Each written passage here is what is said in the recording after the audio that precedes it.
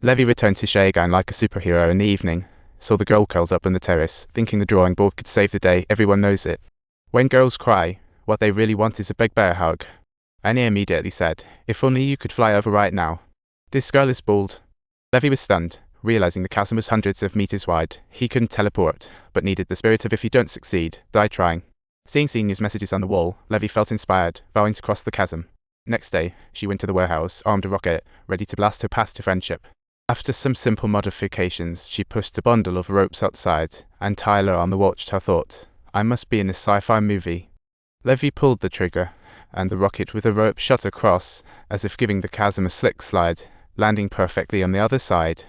Tyler immediately ran down, extinguishing the fire with a fire extinguisher, tightening the rope to a tree, wondering if he should send Levy a navigator. Looking through the telescope, Tyler saw Levy holding a sign that said, "Can we have dinner together tonight?"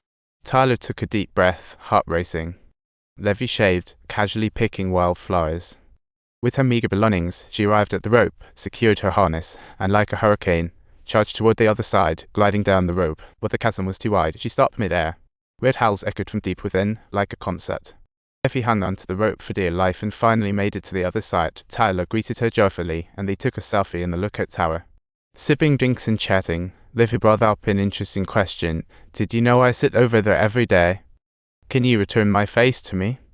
She quickly explained she was just contemplating those hollow sources, and Tyler bluntly said, "Stop pretending, let's hug first." On the couch, gazing at stars, Tyler told Levy he missed his father, a voice emotional. He said he would say goodbye on Valentine's Day, and if he missed him, just look up at Orion. There's a bright star that would always keep him company. The next day, after confessing, Levy felt it was time to return, and the rope was conveniently placed. No need for a running start to glide back, but midway, disaster struck. The hollow source below triggered a bizarre trap.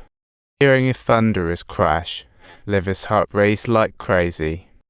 Tyler wasted no time, dashed into the room, grabbed the parachute, and jumped into the canyon like he was skydiving. But as he reached the ground, he found the mist turn strange, and Tyler fell into a river, accidentally cutting the parachute lines. At the same time, Levy was dangling from a tree like a chandelier, deep in slumber. She sensed something near. Opening her eyes, a big bug wobbled in, nearly making her fall. This bug looked like a caterpillar, just much bigger than her axe. Levy immediately smashed it with her weapon and kicked it off. She smashed something bizarre upon landing, and when she stood up, she found it was sticky like glue. It stuck her firmly to the ground, and no matter how hard she tried, she couldn't break free worse than any glue. Even more terrifying, sharp teeth popped up around her, slowly surrounding her, as if saying, "Can you leave us a chunk of meat?" Tyler shattered those sharp things with his weapon, helped Levy break free from the muck, and they decided to navigate through the mist. But just a few steps in, the atmosphere turned horror movie-like, and the two tensed up immediately. Suddenly, a horseman burst out. Tyler was knocked down by a fast horse, while Levy was sent flying by another one. As Levy got back up, she found the rider looked like a tree man, wielding a long knife, a living wooden man. Tyler was about to shift when another horseback hollow man caught up, leaping off the horse trying to tackle him down. But Tyler had no intention of going down without a fight, quickly counter-attacking and subduing the hollow man. Meanwhile, another hollow man was attacking Levy, but she seized the moment, taking down the horse first, then dealing with the hollow man on the ground. Unfortunately, the knife-wielding hollow man escaped. After reuniting, Levy looked at the skinny hollow men and joked, "They are probably hungry and want to have us for dinner." Then she squatted to inspect and found even creepier details.